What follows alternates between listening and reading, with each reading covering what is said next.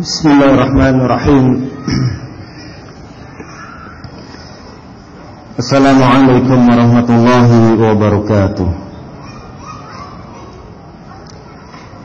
Innal hamdalillah nahmaduhu wa nasta'inuhu wa nastaghfiruh wa na'udzu billahi min shururi anfusina wa min sayyiati a'malina. Man yahdihillahu fala mudilla lahu وَمَنْ يُضْلِلْ فَلَا هَادِيَ لَهُ أَشْهَدُ أَنْ لَا إِلَهَ إِلَّا اللَّهُ وَحْدَهُ لَا شَرِيكَ لَهُ وَأَشْهَدُ أَنَّ مُحَمَّدًا عَبْدُهُ وَرَسُولُهُ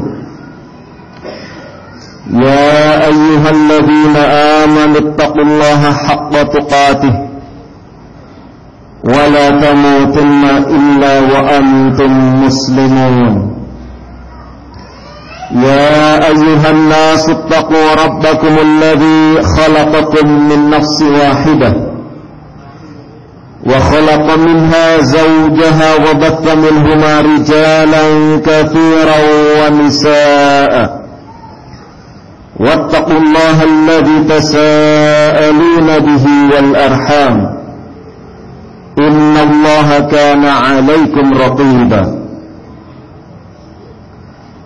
يا أيها الذين آمنوا اتقوا الله وقولوا قولا سديدا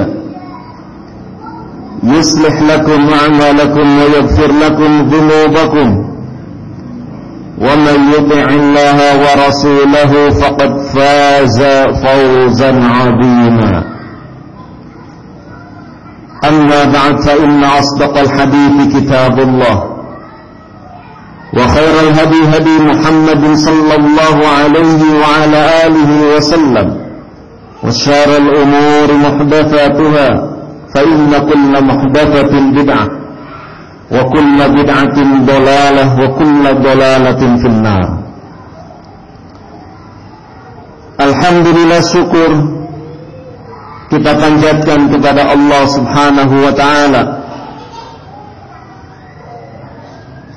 dengan nikmat dan karunia yang sedemikian beragam yang kita rasakan hingga detik ini.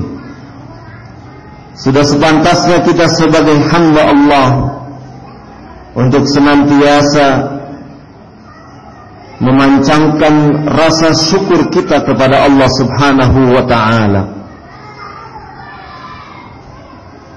Syukur akan memberikan kebaikan bagi hambanya, dan sebaliknya sikap kufur maka akan memberikan sesuatu yang buruk disebabkan karena sikap kufurnya. Karena itu bagi seorang mukmin yang benar-benar beriman kepada Allah dan Rasul-Nya, wajib bagi dirinya untuk senantiasa mensyukuri nikmat-nikmat Allah Subhanahu wa ta'ala. Allah Subhanahu wa ta'ala berfirman, wa idh ta'adzana rabbukum la in syakartum la azidannakum wa la in kafartum inna 'adzabi lasyadid. Dan ingatlah ketika Rabb kalian, yaitu Allah Subhanahu wa ta'ala, memaklumkan, jika kalian bersyukur maka niscaya sungguh pasti kami akan tambahkan nikmat itu bagi kalian. Dan jika kalian kufur, sesungguhnya siksaku amatlah keras. Dari ayat ini tergambarkan bagaimana sikap syukur akan memberikan kebaikan bagi orang yang bersyukur, dan sikap kufur akan memberikan akibat yang buruk bagi orang yang memiliki sikap tersebut. Pada kesempatan ta'lim hari ini, akan mencoba untuk membahas permasalahan al-mar'atus salihah, wanita yang salihah.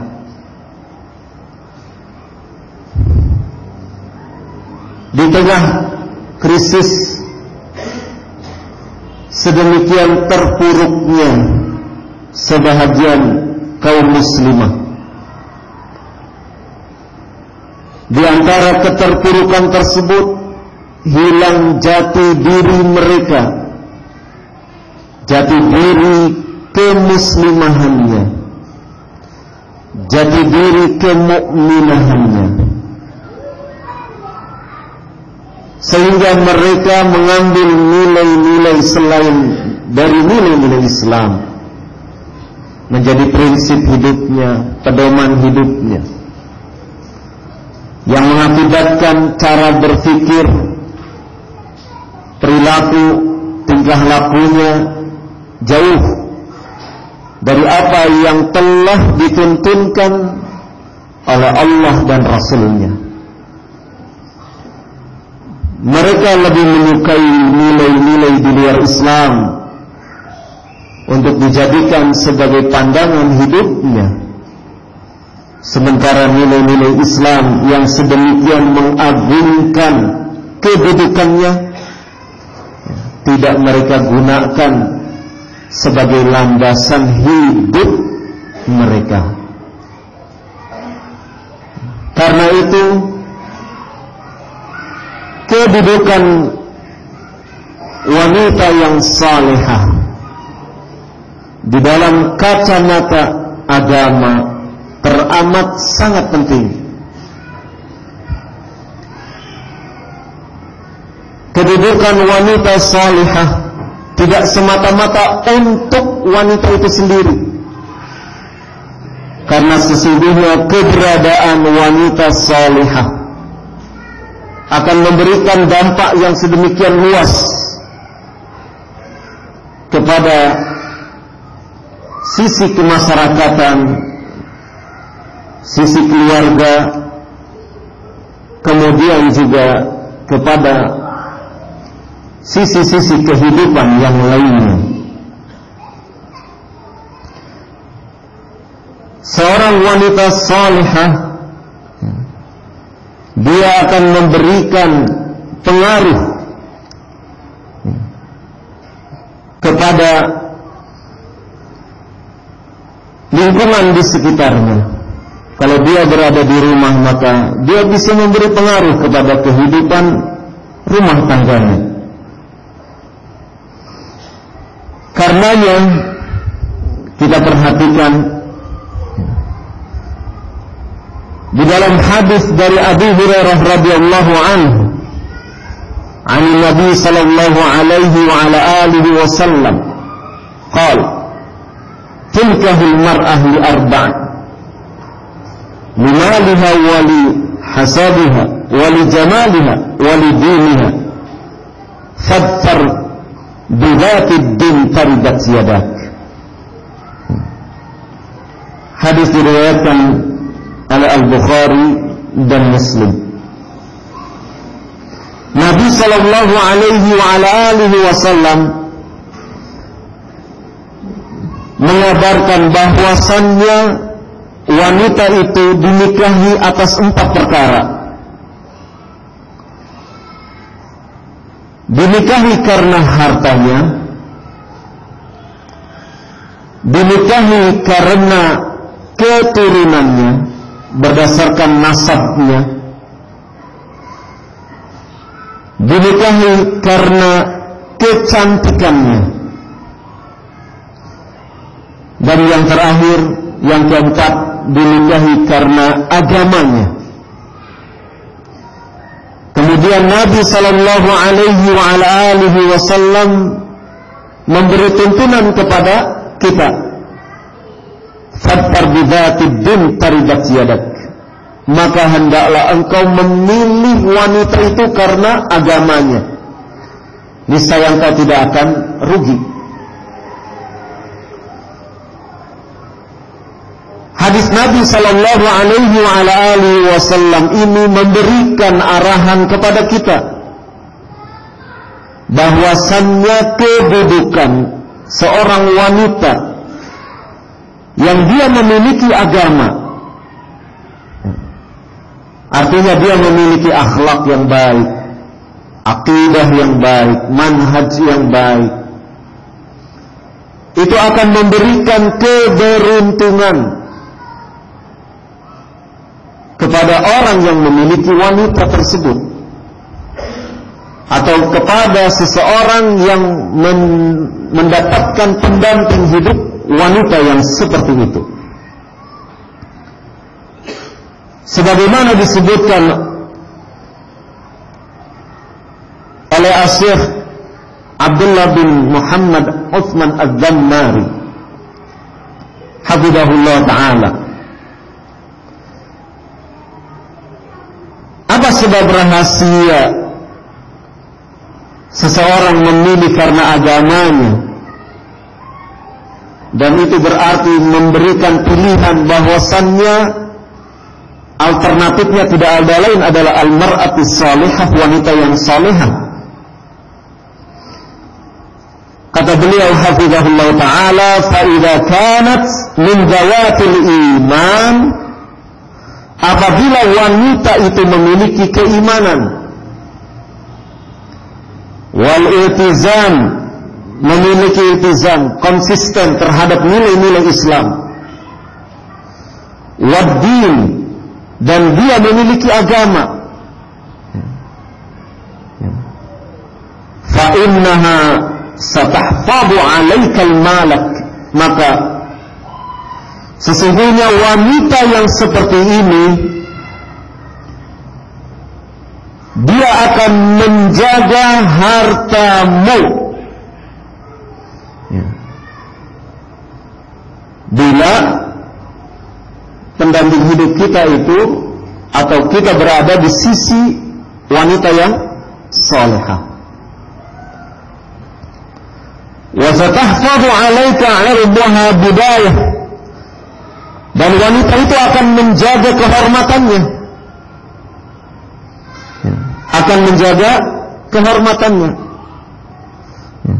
Wa satahfadhu 'alaika syarafak, dan demikian juga wanita itu akan menjaga kemuliaan, harga diri engkau sebagai suaminya.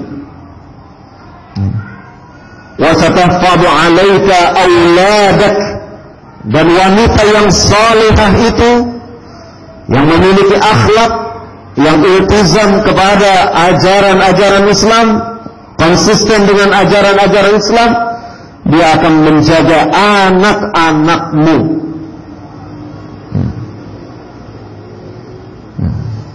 Fadfar bidatid din tarbat yadak, maka karena itu pilihlah wanita itu karena agamanya.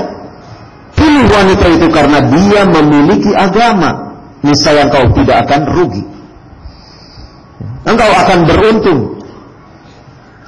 Ketika standarisasi penilaian itu didasarkan kepada agama.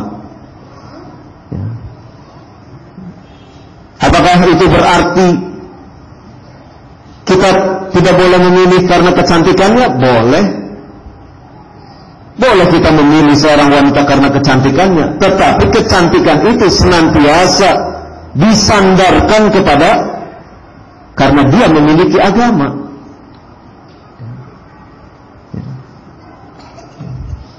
Apakah kita tidak boleh memilih karena nasabnya? Boleh. Karena hartanya? Boleh. Tapi semuanya itu, prioritas pilihan utama adalah karena agamanya. Adapun kecantikannya itu hanya idhofah, rangkaian dari pilihan pertama. Bahkan seluruhnya, kalau agamanya sudah bagus, cantiknya, hartanya, turunannya bagus, wah itu memang itu yang dicari. Jadi memilih wanita salihah adalah alternatif yang tidak bisa ditawar. Kalau kita memilih karena kecantikannya, sampai seberapa lama kecantikan itu akan bertahan.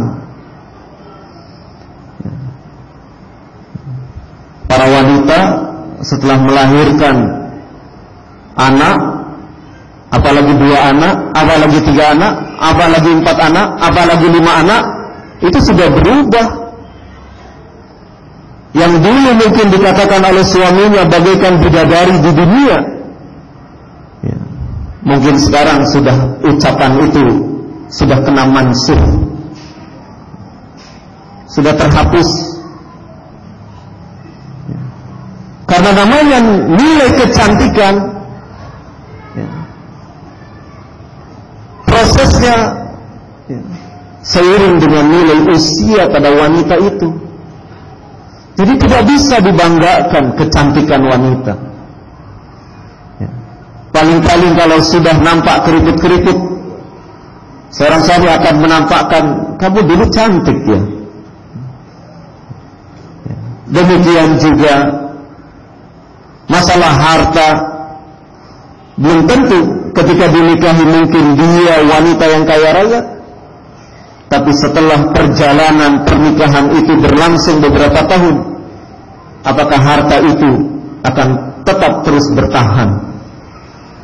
Ya. Oleh karena itu, manakala yang dipilih adalah lantaran agama, ya, maka hendaknya, ya, kita menetapkan pilihan tersebut sebagai pilihan utama, karena yang itulah yang akan memberikan keberuntungan, ya. Sampai usia tua pun, ketika seseorang iltizam kepada apa yang diperintahkan oleh Allah dan Rasulnya, konsisten dengan nilai-nilai Islam, maka sampai tua pun, ya, wanita yang menjadi pendamping kita itu tetap memberikan kebaikan demi kebaikan. Karena itu jadikanlah, ya, jadikanlah pilihan agama sebagai pilihan yang utama, ya. Dan jangan juga kita mencari wanita, wah memang saya memilih wanita yang salihah, tapi Ustaz tolong carikan saya yang wajahnya seperti bintang film. Tolong Ustaz carikan yang seperti selebritis. Datang lagi dinasihati Ustaznya, kamu bersabar, minta kepada Allah, berdoa.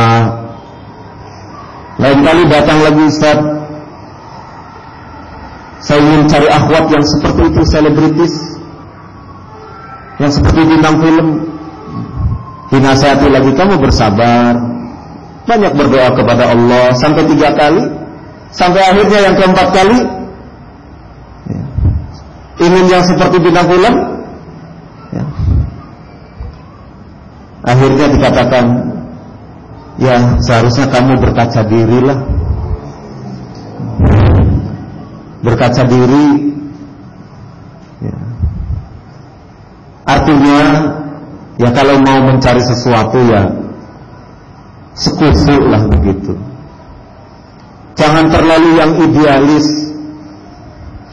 jangan terlalu yang sampai kemudian akhirnya kita menunda-nunda pernikahan yang sebenarnya pernikahan itu sudah mampu untuk kita tunaikan.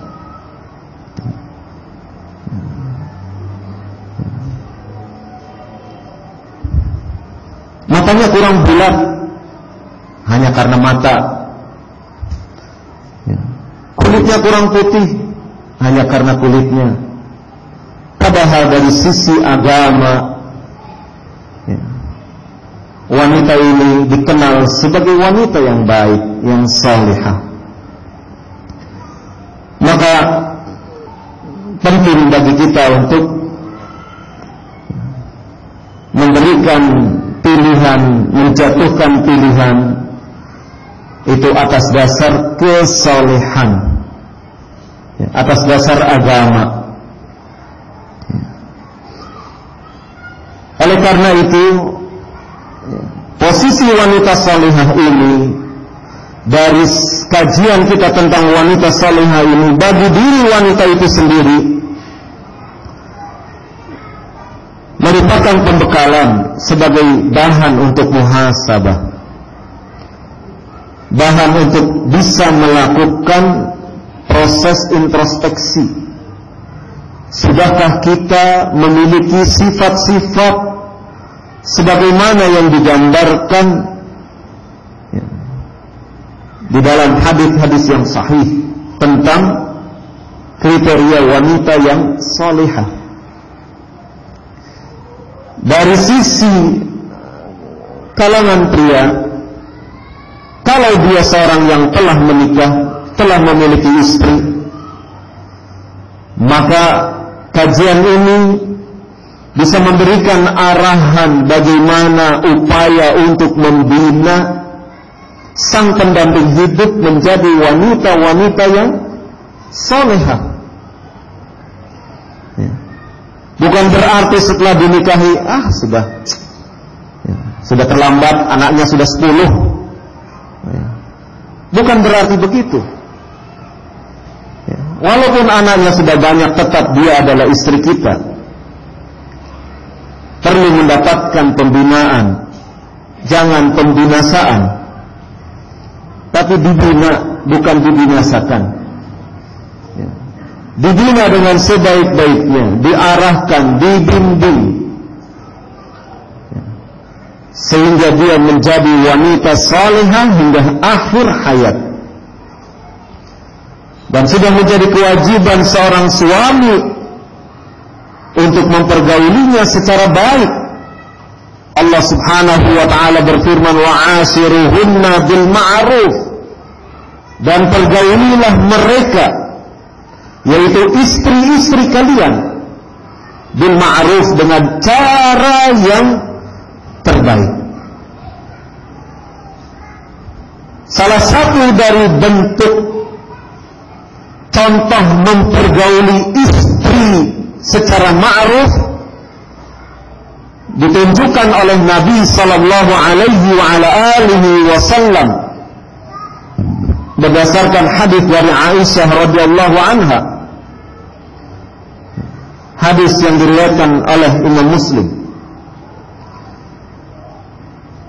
Ummul Mukminin Aisyah radhiyallahu anha menyebutkan, ma daraba Rasulullah sallallahu alaihi wa ala alihi wasallam syai'an qad biyadihi wala imra'atan wala khadiman illa an yujahida fi sabilillah. Rasulullah sallallahu alaihi wa ala alihi wasallam tidak pernah sedikit pun memukul dengan tangannya, wala imra'atan wala khadiman, tidak juga memukul kepada istrinya, tidak juga memukul kepada pembantunya, illa ayyujahida fi sabilillah. Rasulullah sallallahu alaihi wasallam melakukan pemukulan, yaitu saat beliau berjihad, berperang di jalan Allah Subhanahu wa ta'ala.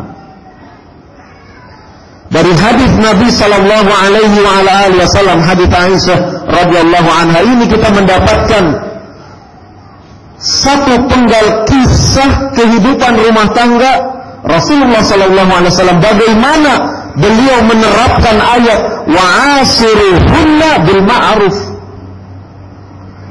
Bagaimana Nabi sallallahu alaihi wasallam menerapkan ayat wa'ashiruhunna bil ma'ruf, pergaulilah mereka, istri-istri kalian, bil ma'ruf, dengan cara yang baik. Di antara cara yang baik tersebut digambarkan dalam hadis tersebut, para istri itu tidak pernah mendapat perlakuan pemukulan, tidak pernah dipukul. Ini contoh teladan yang diberikan oleh Rasulullah sallallahu alaihi wa ala alihi wasallam. Maka pembahasan tentang wanita salihah pada kesempatan siang hari ini bagi ikhwah yang telah menikah, setidaknya ini bisa menjadikan satu bentuk masukan bagaimana melakukan proses pembinaan agar istri-istri kita menjadi istri-istri yang salihah. Apabila ikhwah ini belum menikah, maka kajian ini setidaknya bisa memberikan pandangan ketika kelak memilih calon pasangan hidupnya, hendaknya benar-benar didasarkan atas dasar agama. Atas dasar agama maknanya bukan semata-mata pemahaman agama secara kognitif. Ada sebahagian ikhwah kalau ingin memilih calon pasangan hidup, dia kemudian menanyakan, sudah hafal usul salasah belum?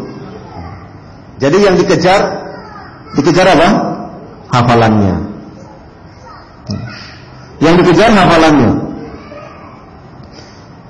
Dan hanya sebatas itu.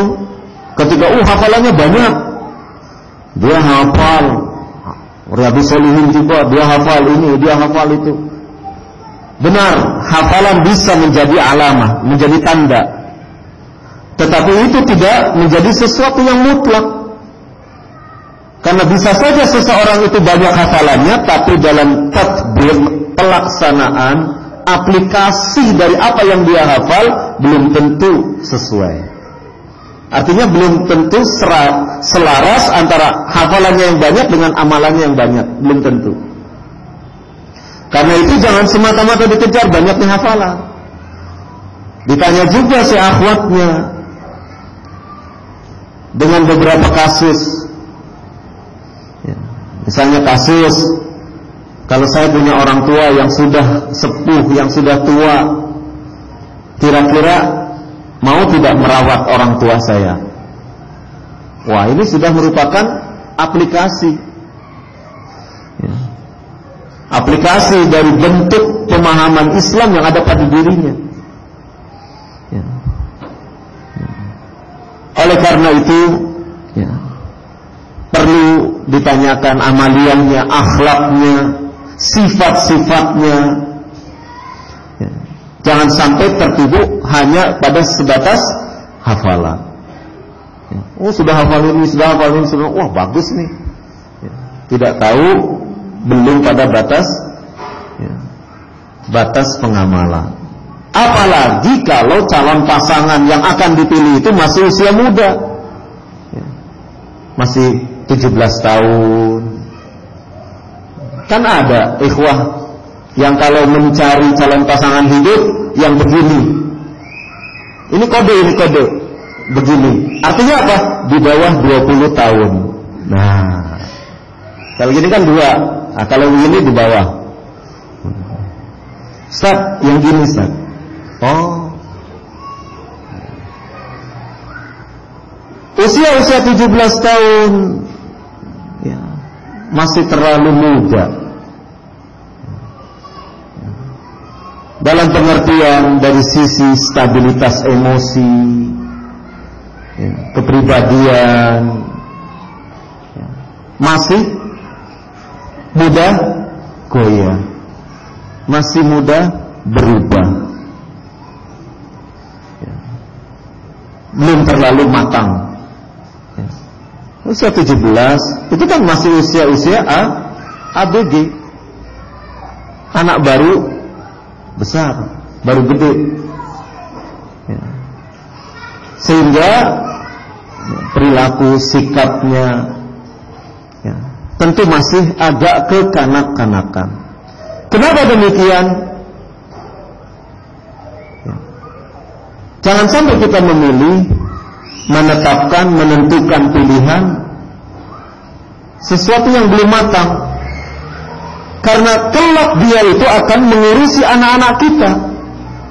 Nah, kalau yang mengurusi anak-anak kita saja belum matang, apa yang akan terjadi?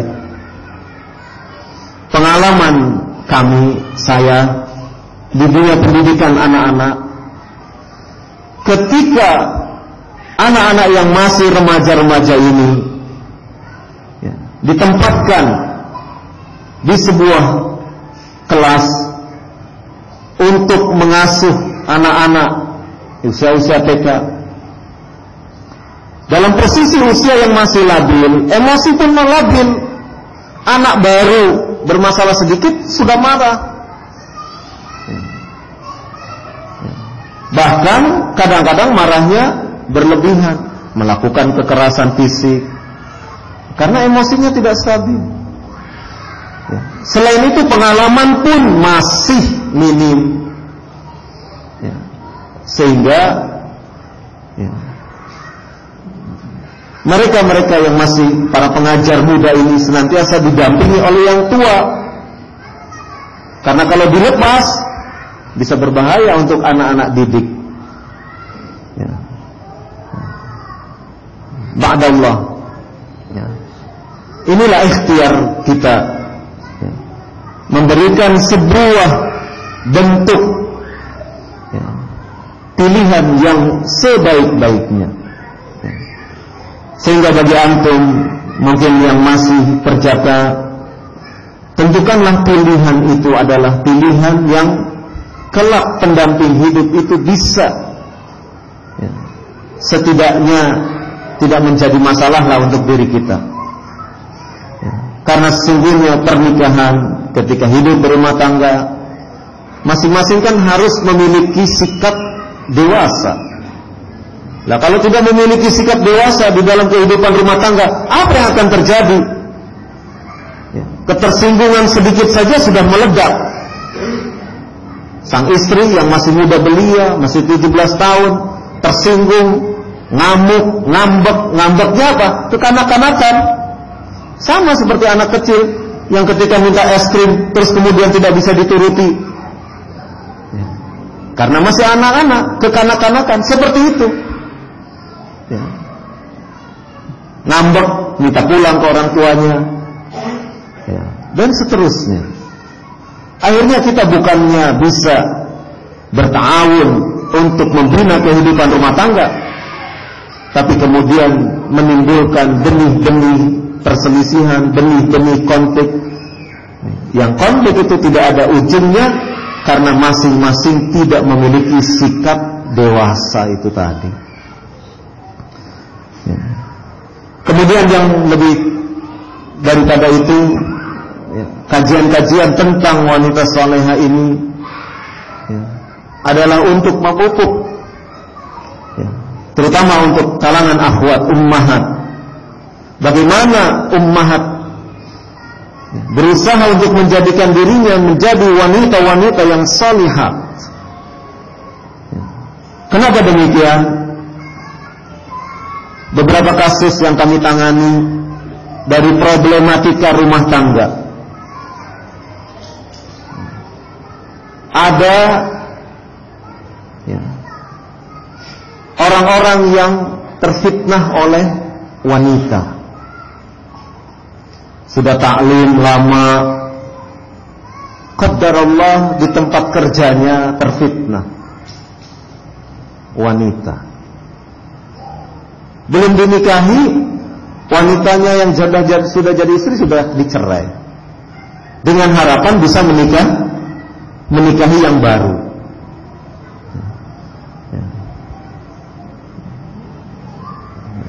Dari beberapa informasi yang masuk, ini kasusnya tidak 1-2 orang ya, yang masuk ke dalam daftar penanganan itu tidak 1-2 orang.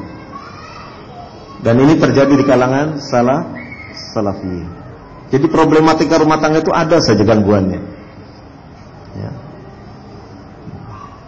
Entah terganggu rekanan kerjanya, istilah orang umum pil dan will. Pil dan will. Apa itu? Apa? Fil apa? Pria idaman lain, will wanita idaman lain. Jadi intinya si laki-laki terpesona dengan wanita lain. Begitu juga yang si wanita terpesona kepada laki-laki lain. Dan itu ada terjadi di kalangan orang-orang yang bermajlis ilmu. Nas'alullah as-salamah wal afiyah. Ini namanya syaitan, tetap syaitan terus bergerak. Nah, hal-hal yang demikian ini hendaknya menjadi introspeksi. Kalau yang terjadi itu adalah ketika sang suami terpikat dengan wanita lain, maka perhatikanlah siapa wanita itu. Bukan berarti kita menghalangi untuk menikah lagi. Kalau menikah lagi, prosesnya untuk menikah lagi boleh. Untuk ta'adud, poligami, silakan saja. Tetapi ini prosesnya kemudian sampai berlarut-larut. Dengan bahasa sekarang pacaran dalam tanda kutip. Ini yang berbahaya. Maka kajian wanita salihah ini penting dalam rangka untuk membentengi kehidupan rumah tangga dari hal-hal yang bisa akan merusak kehidupan rumah tangga itu. Ini baru muqaddimah, sudah diberi surat kecil. Gak apa-apa. Ya. Jadi khafidina azakumullah. Ya. Kembali kepada hadis Nabi sallallahu alaihi wasallam tadi, betapa penting kedudukan wanita salihah sebagai pendamping hidup kita, sebagai orang yang disebut sebagai madrasatun,